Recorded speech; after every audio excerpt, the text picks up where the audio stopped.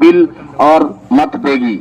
इस प्रकार कंप्यूटर और स्मार्टफोन के माध्यम से एक ऐसी राजनीतिक व्यवस्था जिसमें हर मतदाता ही विधायक एमपी की भूमिका में खड़ा होगा, चुनाव की भी जरूरत नहीं होगी और मतदाता ही विधायक एमपी हो जाएगा, मतदाता ही सब चीज डील करेगा, उसको कानून बनाने का भी अधिकार होगा, उसको सरकारी कर्मचारी अधिकारियों को निर्देशित करने का, उनको हटाने का, उनको निलंबित करने का, उनको स्थानांतरित करने का अधिकार होगा।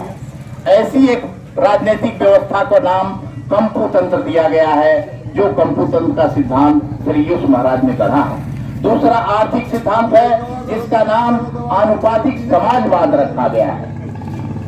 पूरी अर्थव्यवस्था, पूरी आय एक आनुपातिक समाजवाद के सिद्धांत के तहत चलेगी। एक सिद्धांत उसमें है, हर महीने जो आय करने वाले लोग हैं, दुकान या भट्टा या कोई फैक्ट्री या खेत, हर जगह जो कर्मचारी काम करते हैं, उन कर्मचारियों को सरकारी कर्मचारी माना जाएगा।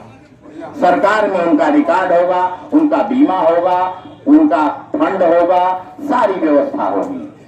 यानी सभी कर्मचारी सरकारी कर्मचारी कहे जाएंगे। सरकार उस दुकान के मालिक के खाते से पैसा सरकार के पास जाएगा और सरकार उसमें अपना भी अंशदान और सहयोग देकर उस कर्मचारी के खाते में भेजेगी हर महीने। और यह जो पैसा है, माने किसी भी संस्था, स्कूल, भट्टा या किसी फैक्ट्री में मालिक होता है, मैनेजर होता है, क्लर्क होता है, उसमें योग्य कर्मचारी होते हैं, अयोग्य कर्मचारी होते हैं, कई खंड होते हैं, तो उनकी तनख्वाह भी अलग अलग होती है।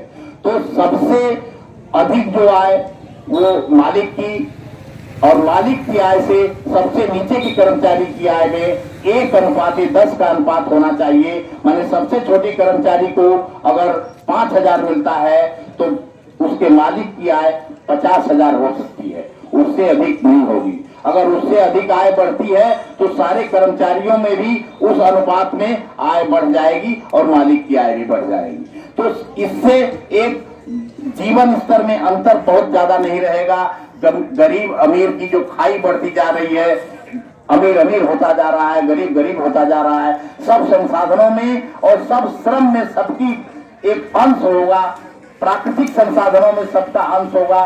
सब लोग जो भी आय अपनी करते हैं, वह आय जो राष्ट्रीय आय है, जंगल से, पहाड़ से, गिट्टी से, नदी से, बालू से, खनिज से, कोयला से, एल्युमिनियम से, बॉक्साइट से, ये सारी चीजें प्राकृतिक संपदा हैं, ये निकलती हैं, दिखती हैं। तो इसमें जो आय होती है वह आय सबकी है। तो उस आय का भी एक कैलकुलेशन होगा, उसका हिस्सा भी हर मतदाता का एक अकाउंट होगा, उस अकाउंट में जाएगा। एक ही अकाउंट एक आदमी पूरे देश में रख पाएगा, उसमें सभी उसकी संपत्तियां दर्ज होंगी और जो कार्य करने वाला है, श्रमिक है, कर्मचारी है, उसकी आय 10:1 के अनुपात से मालिक के साथ संबंध होगा। और दूसरा एक अनुपात होगा जो योग्यता और शारीरिक क्षमता होती है, बौद्धिक क्षमता होती है, जितना भी संसाधन नियम आज बने हैं पूरी दुनिया में, वो 20 का स्तर है। एक सबसे कम बौद्धिक क्षमता का आदमी, एक सबसे अधिक बौद्धिक क्षमता के आदमी में 1:20 का ये अनुपात होता है। और शारीरिक क्षमता में भी 20 गुने का ही अंतर होता है। तो उस अंतर के हिसाब से यह व्यवस्था बांधी गई है। माने पूरे देश में साल भर में सबके अकाउंट को ऐसे रेगुलेट करके कंप्यूटर के माध्यम से किया जाएगा कि सबसे अमीर आदमी की संपत्ति और सबसे गरीब आदमी की संपत्ति में 1:20 का अनुपात रह जाएगा। सबसे धनी आदमी के पास अगर 20 करोड़ होगा तो सबसे गरीब आदमी के पास भी 1 करोड़ होगा। अगर धनी आदमी के पास 40 करोड़ होता है तो उसकी आय भी सब में धीरे धीरे बढ़ करके एक रेशियो में आ जाएगा, 1:20 के। जो जिस स्तर का आदमी है उसके कार्य, उसकी क्षमता के हिसाब से जो वह करता है, उससे उसका स्तर तय हो जाएगा। तो ये एक 2 अनुपात, 1:20 का अनुपात साल भर में तय होगा पूरे देश में, और एक संस्था या कर्मचारी का जो मालिक के साथ संबंध है वो आय हर महीने 1:10 के अनुपात में वितरित होगी और प्राकृतिक संसाधनों की आय अलग हर खाते में जाएगी।